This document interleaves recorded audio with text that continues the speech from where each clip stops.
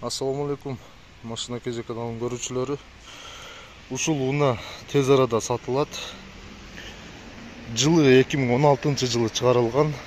Кыймылдаткычтын көлөмү 1.6, бензин, коробка автомат.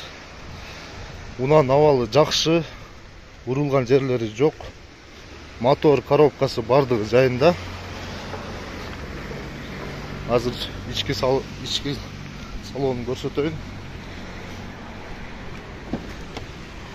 Ички салонунда 4 айнеги электро көтөргүчтө, подогрев сиденье бар, эки алдыңкы отургучтарда подлокотник.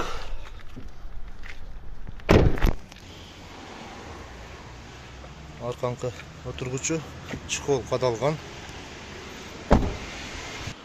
Мотордун отсек жагы